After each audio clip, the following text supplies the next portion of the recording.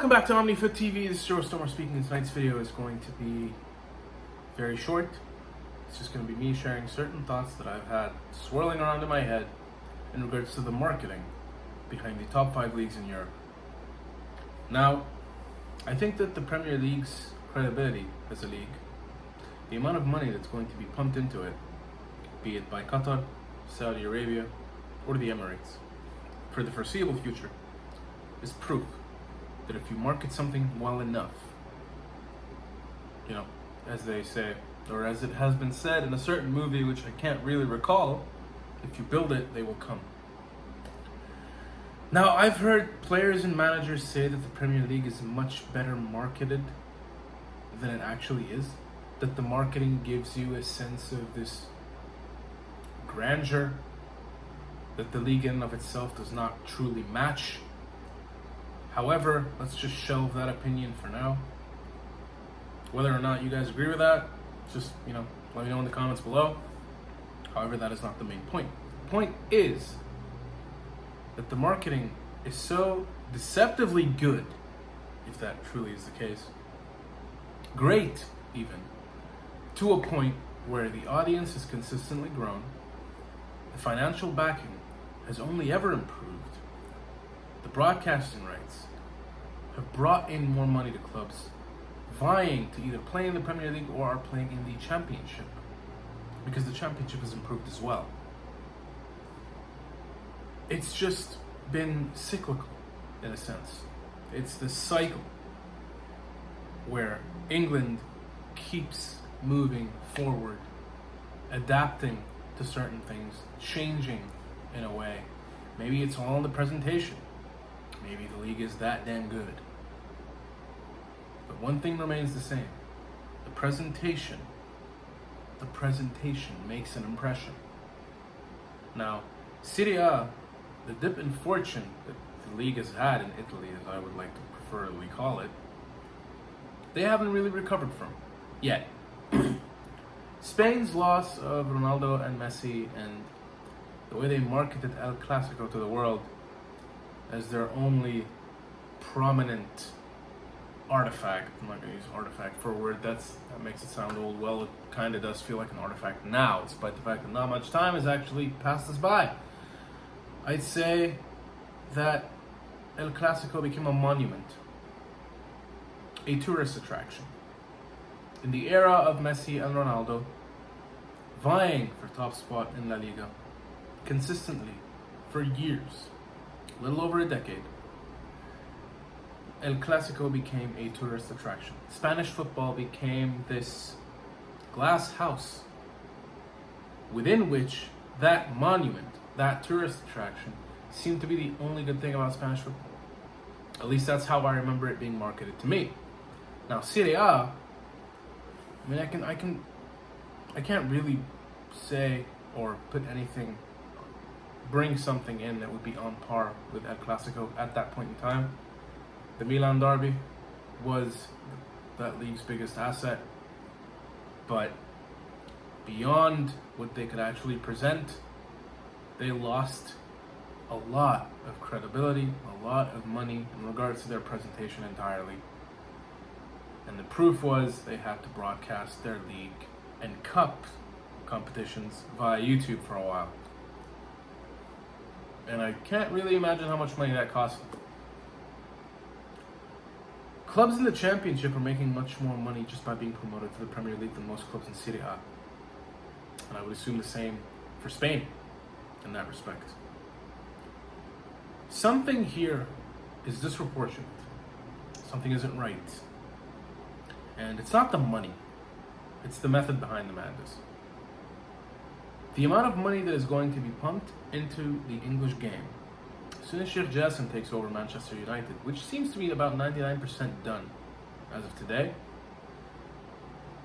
I don't think any of us could ever imagine just how set in stone this league's financial capacity is going to be throughout the next decades. And I highlight decades with an S. However, it's going to take a long time for Serie A to recover.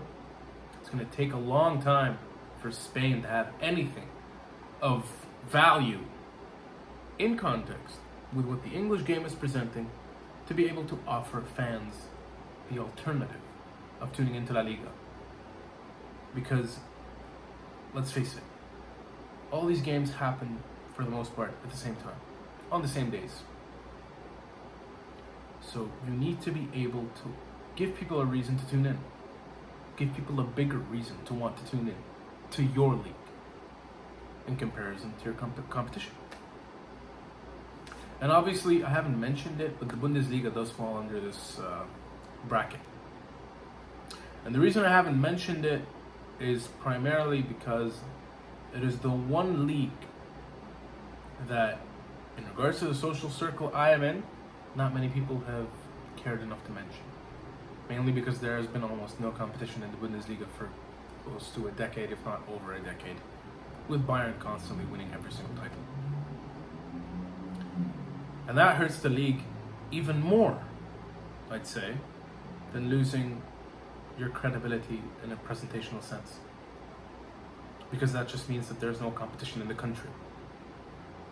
That means that there is no necessary reason to tune in. There isn't much of a reason to feel like you have to compete, despite the fact that the Bundesliga did end sensationally this past season, albeit for the same side. Now, I'd like to be a little more optimistic than I am currently, just talking about this, but this is a wonderful highlight behind how wonderful is one word, obviously, because the presentation of the Premier League has always been this amazing thing to me. It's brought back nostalgia, like the feelings I get when I look when I look back, when I go onto YouTube and just look back at the presentation, and I've used that word a lot. I can't necessarily call them ads, but the promotional material used to preview games, the introduction, the theme, if I may, the many themes the Premier League has had, the many different programs. I grew up watching a lot of the classic Premier League material revolving around cult heroes, some of the best goals in the competition. They just created so much content at a broadcastable level, which now I think that if they do that now, in that sense, digitally, it could actually provide the same impact. Now, I'm not necessarily following them or seeing what they're doing in regards to their accounts, but as a kid and growing up, watching the material that they had to present, watching reels and highlights of all these legendary players like Matt Letizia, players like David Ginola, both of which I adore, watching them speak, go through interviews, talk about certain moments, having all these legends seated together and just talking about situations in such a casual manner. I've not seen much of that material being presented in the same manner by the other leagues in that context. Again, it's odd, you know? They put so much effort into it, and it led them to where they are now.